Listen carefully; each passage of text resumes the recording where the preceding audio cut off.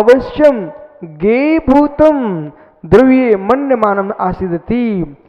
वह गे भूत अन्य द्रव्यों का आश्रय को प्राप्त होता है, अन्य द्रव्यों के आश्रय को प्राप्त होता है। बिल्कुल सत्य, बिल्कुल सत्य है।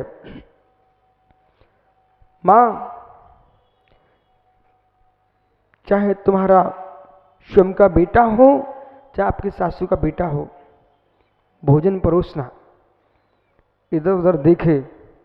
अब तुम पागल नहीं हो, बहुत समझदार होती हो, बहुत दिन से परोस रही हो, समझ लो या तो खा के आया है, कहीं छुप के पेट भरा है, या बुद्धि कहीं दूसरी जगह लगी है। यदि भूख होती अच्छी मस्त, फिर थाली के नीचे मुंडी होती है, वो कहीं नहीं दिखता। ये सत्य है कि नहीं है?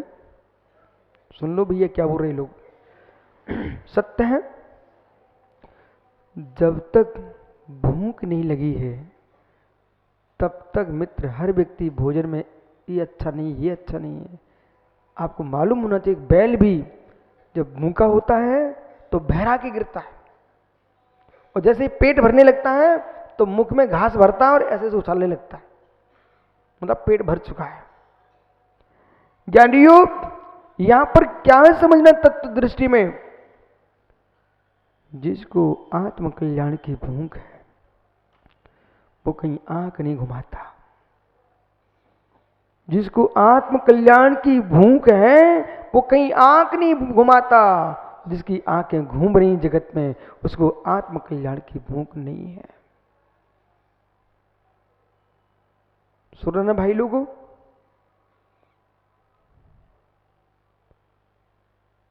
इसलिए आत्मा को निहारना या आंखें मत घुमाना, इकड़े तिकड़े इधर उधर आंखें मत घुमाना। मालूम, पुराने शिवरार्थी भी हैं, कुछ नए शिवरार्थी भी हैं, सब ज्ञानी लोग हैं।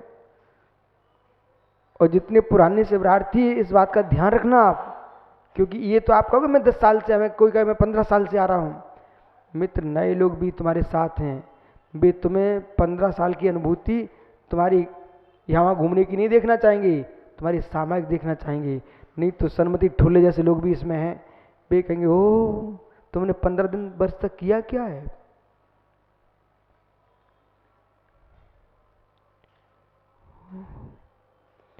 आज तुम सब व्यवस्थित हो जाओ, फिर आपके कुछ सहयोगी लोग खड़े कर देंगे, कल करेंगे, ठीक है।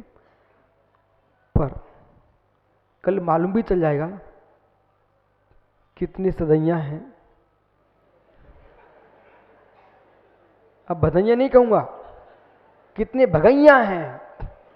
भदैया नहीं, भगैया।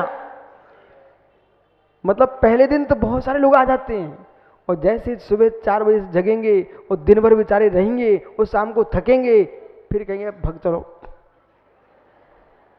इसका बोध आपको कल हो जाएगा, ठीक है। आज तो आप 4 बजे जग के आना है, ठीक है। तो क्या लिख रहे हैं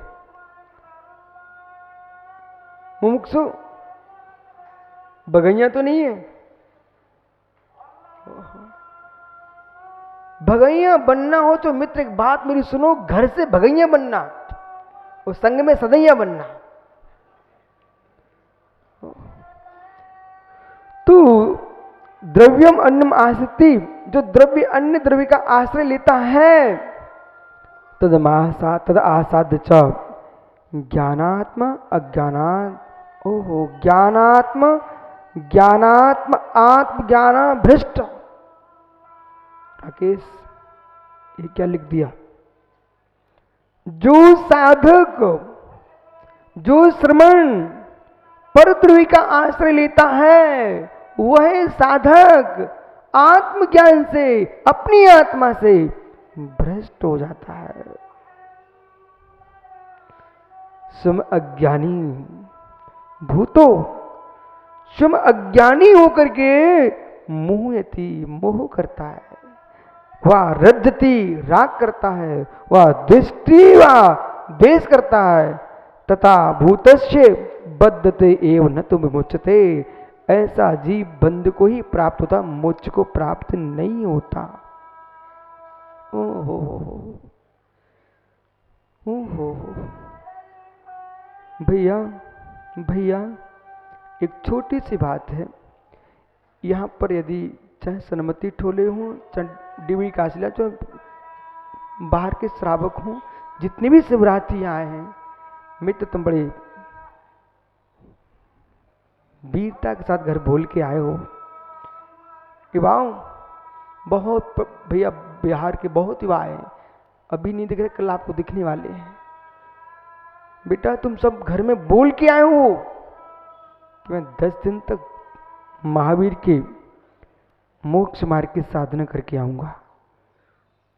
ये ध्रुव सत्य, तुम घर पहुंच जाओगे तो मुख से भले माना बोले, पर मन में तेरी दूध पिलाने वाली माई कहेगी, मेरे लाल गए तो वीर बन के थे, ये तुम मुख मोड़ के क्यों चले आए। माँ 10 दिन के लिए साधना करने आया श्रावक, उसके माता पिता भी मित्र इस बात को सहन नहीं कर पाएंगे कि तुम लौट के घर आओ। कम से कम 10 दिन तो रहते।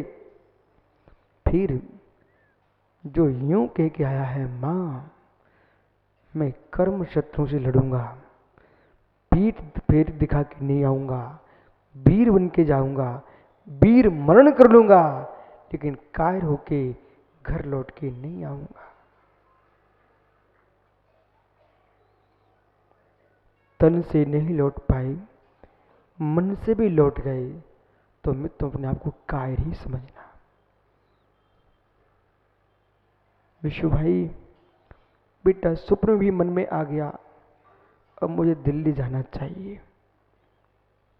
तो तेरी आत्मा कहेगी, बेटे तूने छत्राणी का दूध लजा दिया, छत्राणी का दूध लजा दिया।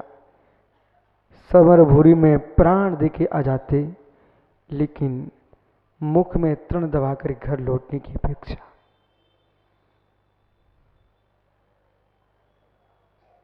चाहे तुम माता जी बनो, चाहे तुम महाराज जी बनो, यदि आप अपने घर की याद जिस दिन आ गई, उस दिन समझ लेना, मैं आपको जब पुराण शास्त्रों में सुब्रत सागर युद्ध की व्याख्या है, योद्धा समर भूमि में प्राण देना पसंद करते हैं। यदि कोई कायर है, भयभीत हो गया, तो उसका नियम है कि जमीन में पड़ा कोई तृण है, उसको मुख पे रख लो, दबा लो अधरों पर, सामने वाला शत्रु तुम्हारे बाण नहीं मारेगा। बोले क्यों? क्षत्रिय लोग तृणधारी को बाण नहीं मारते, वीर वीर से लड़ता है, वीर वीर से लड़ता है, कायरों से नहीं लड़ता है। मित्र, या तो युद्ध जीत के आओ या युद्ध में मरण करके चले जाओ, पर युद्ध क्षेत्र से भाग के मत आना। ऐसे यहां क्या कह रहे हैं कि जिस क्षण आपके मन में भाव आ गया, मुझे नहीं था मालूम इतना कष्ट है मोक्ष मार्ग में, कोई विशुद्ध सागर तो 12 माह में 4 माह चातुर्मास के छोड़ दो, बाकी के 8 महीना तो रोड पे निकलवाते।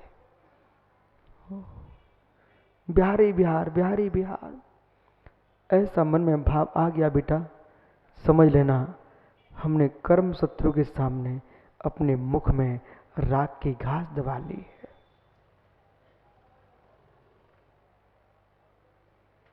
राख की घास दबा ली, राख की घास दबा ली। पवन भैया सुन रहे कि नहीं? राख की घास दबा ली।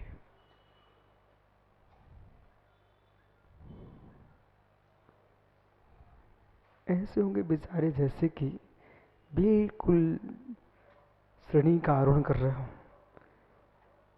जितने शांत यहां बैठी हो ना, ऐसे मित्र 24 घंटे बैठने लग जाओ। मुक्त बधू वहीं से माला छोड़ेगी, तुम जल्दी आ जा।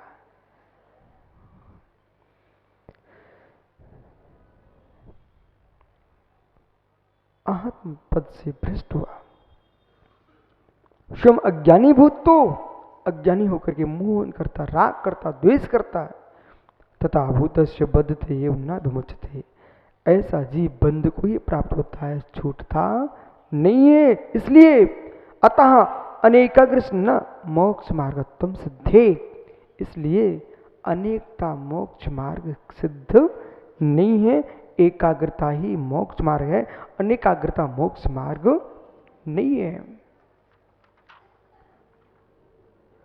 अतिया शुम शुद्धात्मा एकाग्र न होती, जो शुद्धात्मा से एकाग्र नहीं होता है, तस् मोक्ष अभावा दर्शती, जैसे स्वामी कह रहे हैं जो निशुद्धात्मा में स्थिर नहीं होता है उसके मोक्ष का अभाव है। मोहिती व रजती व द्वेष्टि व, मोहित होता है, राग करता है, द्वेष करता है। यदि चेत, हे जीव, सुबह आपने आत्मानुशासन में पढ़ा था, प्रीति अप्रीति, देवेंद्र कला है क्या, प्रीति अप्रीति, प्रीति अप्रीति, राग प्रीति है और द्वेष अप्रीति है। इतना ही नहीं, मुझे इनमें प्रीति इनमें द्वेष, इतने से तुम्हारा मोक्ष मार्ग नहीं बना कि इनसे मैंने राग छोड़ दिया, इनसे दोष छोड़ दिया है। यदि अब है डॉक्टर साहब आपको गर्मी लग रही है, वो चादर उतार के रख दिया है, तो मालूम कुंद कुंद कहेंगे बेटा तुम गर्मी से अप्रीति को प्राप्त हो रहा है, और कहीं किसी ने पंखा खोल दिया, आनंद आ गया, तुम प्रीति को प्राप्त हो रहा है, बंद गया। अरे चादरी छोड़ना तो एक क्यों, दोनों छोड़ना भाई। अब अबे भैया जा रहे थे डॉक्टर साहब, रास्ते में जा रहे थे आप, और जाते जाते किसी देव स्थान पर बढ़िया धूप की गंध आ रही थी, एक लंबी सांस खींच ली, किसने देखा, मयूर भाई वहीं बंद चुका। बोले क्या हुआ, बोले राग हो गया, कहाँ, अग्नि में पड़ी धूप में। अब 10 दिन को महाराज जी ने तो त्याग करा दिया, ईमानदारी से काम करिए, मोबाइल का प्रयोग नहीं करना, मैंने ललित से बोल दिया सबके प्रेम से ले लेना, बाद में बात पे कर देना। तो मालूम अब बेचारे बैठे थे सामायिक को यहीं पर, और कहीं से किसी घर की टीवी चलने शुरू हो गई, यहाँ कौन देख रहा था, पर तेरे कान वहां लग गए, मित्र तुम बंद को प्राप्त हो गया, हो गया। भयभीत नहीं कर रहे, ध्यान रखना, ये सत्य कह रहे हैं। जिन भैया सुन रहे कि नहीं, ये ऐसा कथन कर रहे हैं भगवान, ऐसा कथन कर रहे हैं कुंद कुंद स्वामी, हे जीव, कोई शिवरार्थी बेचारा थक गया था, सो बैठ गया, उसे तुम देख रहे कैसा है, दिन भर बैठा रहता है। मित्र आप बिल्कुल ठीक कह रहे हो, पर वात्सल्य की भाषा में बोलो, देश की भाषा में मत बोलो, वो भगवान आत्मा है।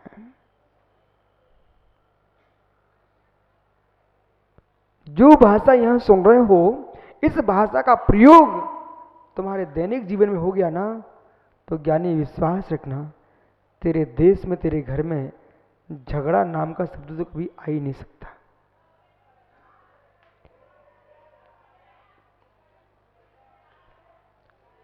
यदि चेत किम कृत्वा द्रव्यम अन्यत मासद्य प्राप्य, अन्य द्रव्य का आश्रय लेता है, सा कहा कौन, श्रमणो तपोधना, ऐसा श्रमण तपोधन, तदा काले अज्ञानी भवती, उसी काल में कोटि कोटि शास्त्रों के तुम पंडित हो, राग आते ही अज्ञानी। क्या है भारतीय संस्कृति और श्रवण परंपरा, जब तक संयम चार तुम्हारे पास है, दुनिया तुमको पलकों पर रखती है, और संयम से नीचे आया तो आंख उठा के नहीं देखते। समझ रहे ना भैया, इस श्रवण परंपरा में गुणहीनो न बंधनियो शमड़ो वा साभियो वा, गुणहीन चाहे श्रवण हो चाहे श्रावक हो, उस सम्मान से शून्य हो जाता है। इसलिए अज्ञानी होती अज्ञानी सन अज्ञान होकर बद्धते कर्म भी विविध रही थी, अनेक प्रकार कर्म के बंध को प्राप्त होता है। तथा ही यो निर्विकार संवेदन ज्ञान एकाग्र भूत्वा, निर्विकार संवेदन ज्ञान में एकाग्र होकर के स्वात्म न जानाती, स्वात्मा को नहीं जानता है, तस् चित्तम बहिर्विशेषो गच्छति, उसका चित्त बाह्य विषयों में जाता है। ततश्चिदानंदैक निज स्वात्मा चितो भवति, तो उसे चिदानंदैक स्वभाव से चित होता है। ततस् राग देश मोहे प्रणमति, तब राग देश मोह से प्रणत होता हुआ तत्प्रणमन तत्प्रणमन गच्छति, प्रणमन को प्राप्त होता है। और प्रणमनात् बहुविध कर्म बंधते इति, अनेक प्रकार के कर्म के बंध को प्राप्त होता है। तथा कारणात् मोक्ष अर्थी भी एकाग्रत्वेन स्वरूपम भावनीयम इत्यर्था, इसलिए जो इनको मोक्ष की इच्छा है, हे मुमुक्षु, मंडलों के मुमुक्षु नहीं होते हैं मित्र, कि नहीं तो राकेश पंडित जी एक मंडल बैठ जाए, हम मुमुक्षु मंडल, मुमुक्षु मंडल, मंडलों से मुमुक्षु नहीं बनता। मुमुक्षु जो जीव होता है वो संसार के विषय कसा को जीर्ण तृण के समान छोड़ता है, तृण के समान नहीं छोड़ता। माँ यदि तू भोजन करती है और दांतों में अन्न के धान्य के कण फंस जाते हैं तो जमीन पर पड़ा तृण काम में आता है, उसी से निकाल लेते हो। पर सड़े तिनके से कोई मुख के मल को भी शुद्ध नहीं करता। ऐसे ही जो मुमुक्षु होता है उसको संसार के विषय कसाय भोग सामग्री लाज लक्ष्मी सड़े हुए तिनके के समान नजर आती है, उसका नाम मुमुक्षु है। हमारे राकेश पंडित जी मात्र मंडल बना के खुश होता है, आहा मैं तो मुमुक्षु बन चुका हूं। हे मित्र, तू बना मंडल, मुमुक्षु मंडल बना, पर पिच्ची का मंडल के साथ बना। दिगंबर होके बना, पर भावों से भेष मात्र से नहीं। स्वरूपम भवति। हे मित्र, मुमुक्षु मंडल बनाने में कोई दोष नहीं है, परंतु भावलिंग सहित द्रवलिंग के साथ, अन्यथा तस्वीर के साधु बन जाओगे, स्वभाव के साधु नहीं बन पाओगे। इस प्रकार से ये 243 नंबर की कार्य का पूर्ण हुए। क्या नहीं हो, आगे 244 में गाथा का उच्चारण आज कर लो, फिर समय आएगा फिर अपन आगे पढ़ेंगे।